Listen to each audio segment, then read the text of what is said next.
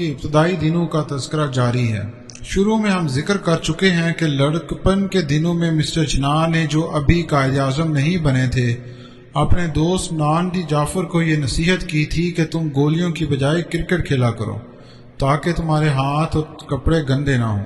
اس نصیحت پر قائد نے خود ساری عمر عمل کیا۔ انہوں نے ہمیشہ گرد اور گندگی سے پرہیز کیا اور نجی اور سیاسی زندگی میں ان کا دامن بالکل بے داغ رہا۔ فاطمہ بائی اور ناندی جعفر اسی قوم کے دو فرد تھے جسے قائد اعظم محمد علی جناح نے آزاد کرایا تھا، لیکن وہ غیر معروف اور گمنام تھے، اور کون جانتا تھا کہ قوم کے رہبر اعظم سے ان کا کتنا قریبی تعلق رہ چکا ہے۔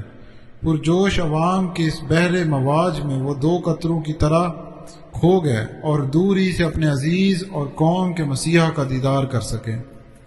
گورنمنٹ ہاؤس پہنچ کر جب قائد اعظم اس کی سیڑھیوں پر چڑھنے لگے تو انہوں نے اپنے نیول اے ڈی سی ایسن سے کہا، شاید تمہیں یہ معلوم نہ ہو کہ مجھے کبھی یہ امید نہ تھی کہ پاکستان میری زندگی میں قائم ہو جائے گا۔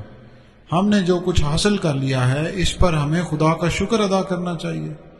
استقبال کے بعد ہزاروں مسلمانوں نے بجائے گھر واپس جانے کے گورنمنٹ ہاؤس کا رخ کیا اور اس کے ارد گرد جمع ہو گئے۔ ان میں بہت سے لوگ رات گئے تک وہاں رہے۔ قائد اعظم نے اپنی نئی قیام گاہ میں پہنچ کر ایک اے ڈی سی کو ساتھ لیا اور پھر سارے گھر کا معائنہ کیا۔ چند دن پہلے تک اس گورنمنٹ ہاؤس میں صوبہ سندھ کا گورنر رہا کرتا تھا۔ قائد اعظم نے مکان کا ایک ایک کمرہ دیکھا اور اے ڈی سی کو بتاتے رہے کہ گھر کا کون سا حصہ کس مصرف کے لیے استعمال کیا جائے گا۔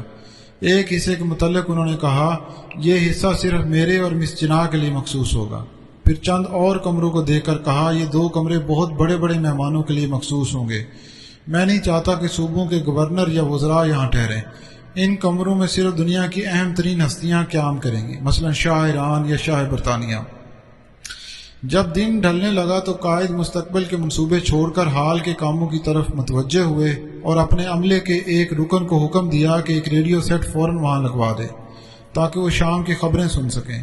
یہ افسر نیا تھا اور ابھی اپنے آقا کے مزاج و عادات سے اچھی طرح واقف نہ تھا۔ اس نے کہا، جناب علی، اب آپ تھک گئے ہیں اور اگر اجازت ہو تو یہ کام صبح تک ملتوی رکھا جائے۔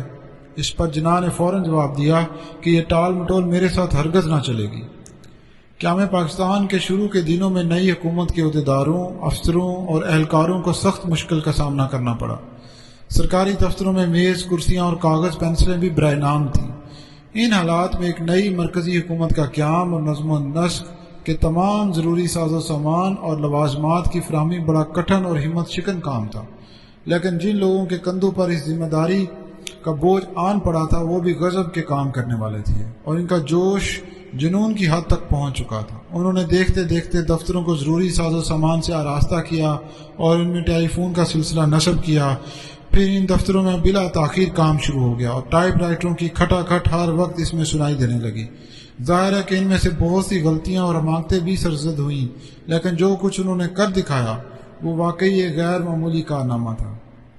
جو تھوڑے بہت یورپین ملک رہ گئے تھے اور ہندوستانیوں کی عادات و اطوار سے اچھی طرح واقف تھے، انہیں یہ دیکھ کر بہت تعجب ہوا کہ ان لوگوں نے اتنی جلدی ابتری اور افراتفری پر قابو پا لیا اور ایک نئی حکومت کا ڈھانچہ بنا کر کھڑا کر دیا۔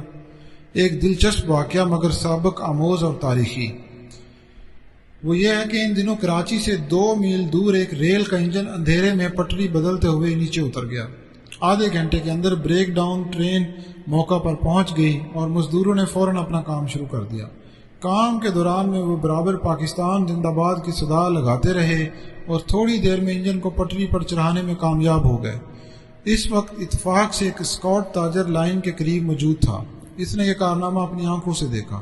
اس کا کہنا ہے کہ میں 21 برس اس بڑے عظیم میں رہا ہوں، لیکن میں نے لگن اور جوش کی ایسی کوئی مثال نہیں دیکھی۔ اسی دن مجھے پاکستان کی کامیابی پر یقین ہو گیا۔